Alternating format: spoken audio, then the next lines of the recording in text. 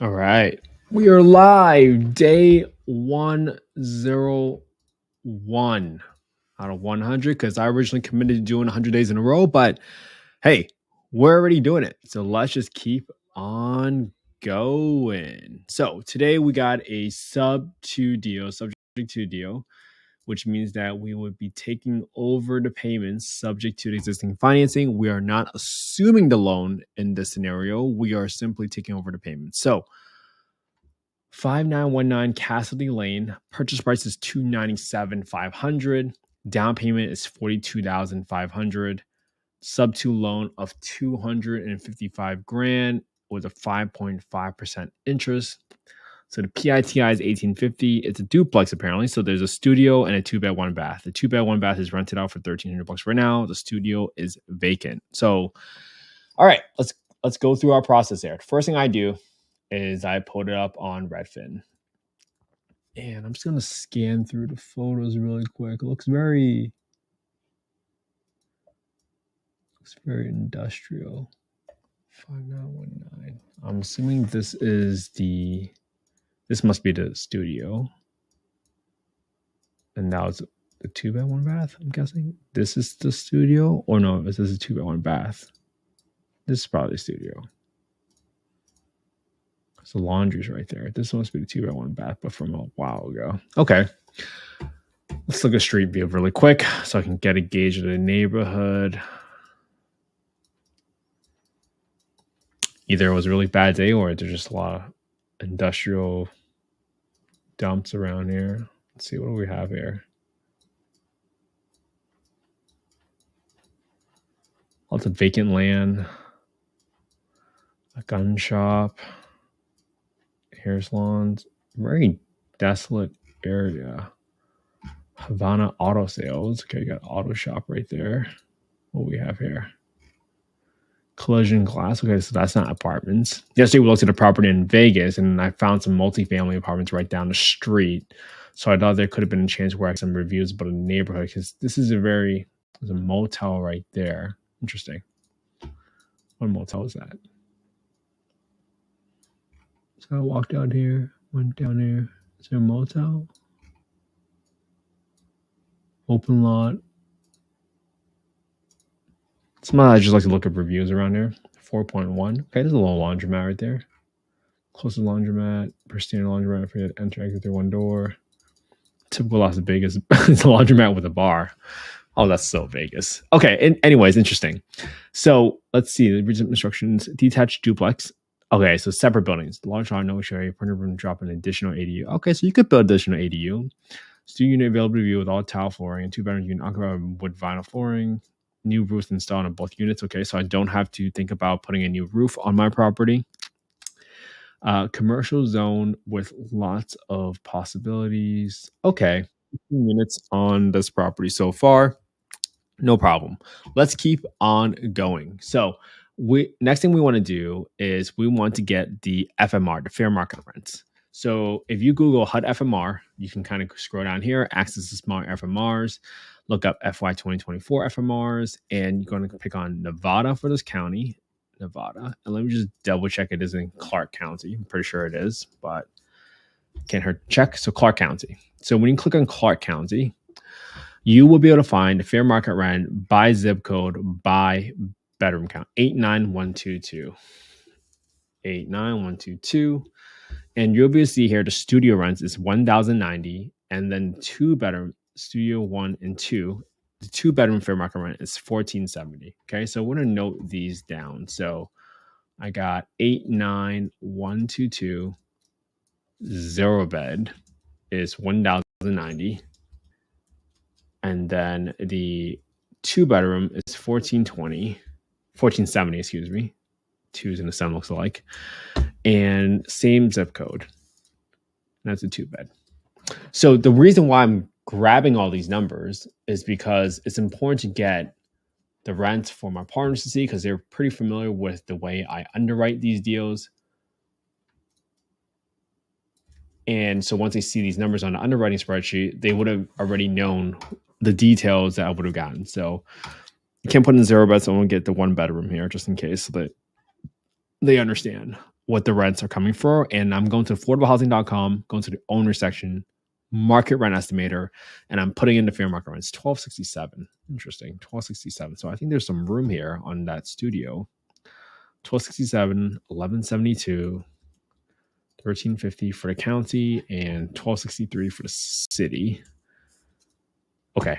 Next, I want to get the rents for the 2 bedrooms.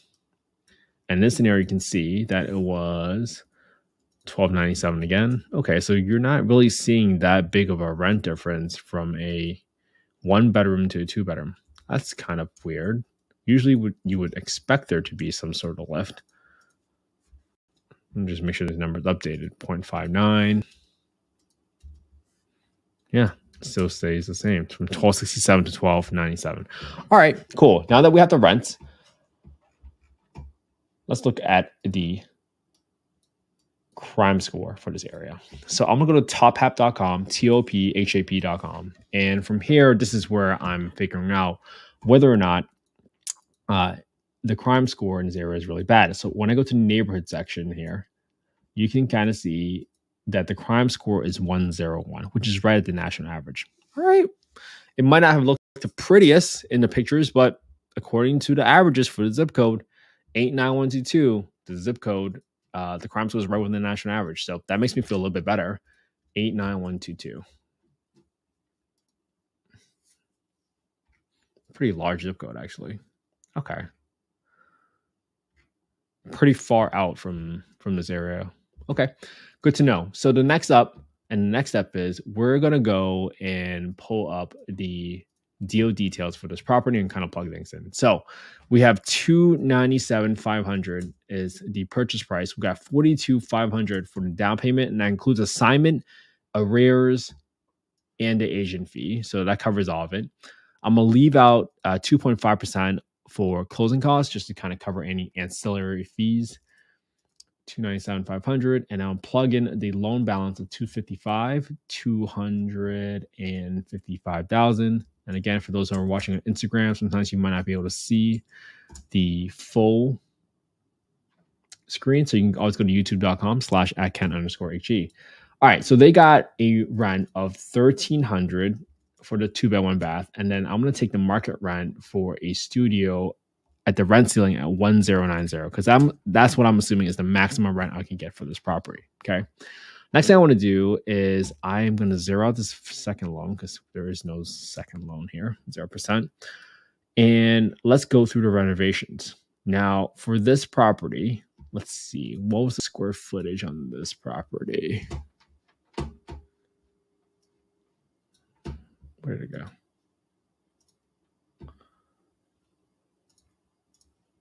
1117. Okay.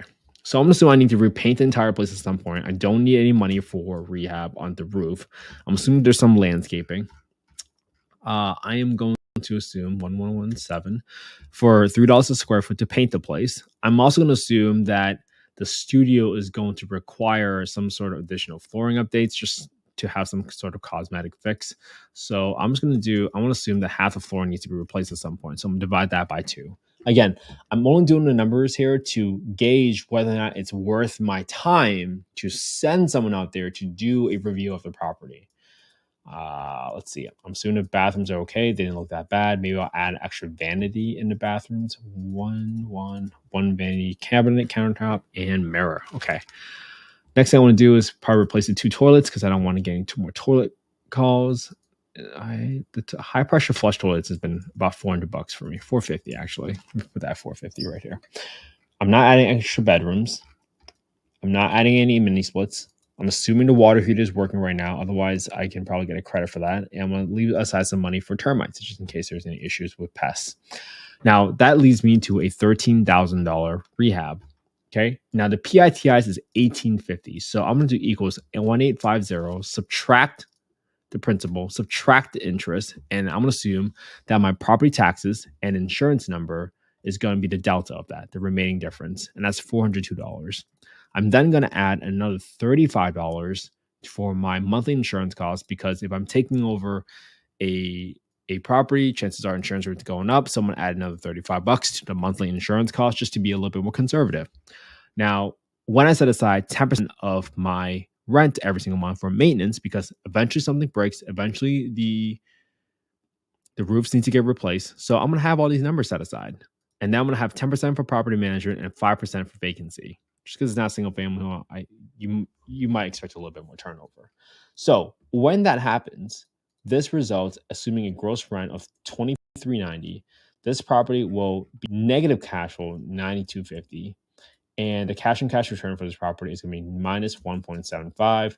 Purchase price here is going to be $297,500, and the rehab was assuming $13,300, just to kind of keep the numbers round. So for me, this is not a deal because it's a negative cash flow property, and some folks might argue that it's a positive cash flow property, but they usually exclude any of the expenses. Usually they just take the gross rents and they subtract the PITI and they say that's your cash flow. In my opinion, that's not cash flow because that's not money that belongs to you. Eventually something breaks the home, especially if you're a buy and hold investor. Could you get lucky and go 3-5 years and don't have any maintenance and then you sell the property? Sure, you can absolutely, that's absolutely possible. But do you really want to play that game and have the deal be that tight? That's not my style. So again, this is not investment advice. I'm not soliciting any investments. I'm simply showing you all the work that I do every single day, which is analyzing deals every single day. This is the implied work of real estate. You don't see someone buying 100 deals without analyzing 1,000 deals. Or they might have gotten lucky, right? They might have bought a property on the first one they bought or that they analyzed, but that's usually not how it goes. So I am here to show you and document my journey and show you the reality of the work that's involved. This is day 101. I've been analyzing deals live every single day. And now that I've built up the habit, originally I just committed to doing 100 days in a row.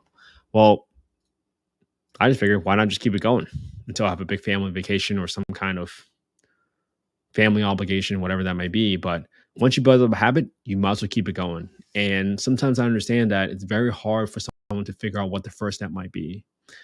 And I hope that this might be a next step for you.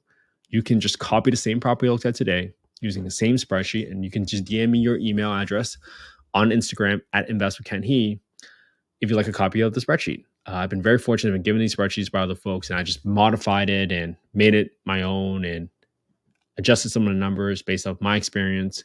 So feel free to DM me. Feel free to copy this and analyze the same property again tomorrow on your own YouTube channel, because I really, really believe that is how you give yourself an undeniable track history that you know what you're doing when the time comes for you to pull a trigger. And more importantly, if you ever have any partners that ask you, hey, why do you think this is a deal? Well, you can tell your partners to go to your YouTube channel. Hey, Maria, good to hear from you. Thank you for tuning in today. Well, I hope you are able to copy what I'm doing and go live and tag me, and then I'll repost it to my stories. I know how hard it is to build a social media following, to get started. It's hard. It's also lonely sometimes. So anything I can do to support you on your journey, please let me know. And for all the community members out there, thank you so much for caring about affordable housing. Without folks like you, I would have never had the home I grew up in. So thank you so much for being part of this community, for tuning in, for putting in the work. It's a thankless job to analyze deals every single day, but I hope you guys would do it because it will pay dividends for you someday, somehow, some way. I don't know when. There's never going to be any guarantees.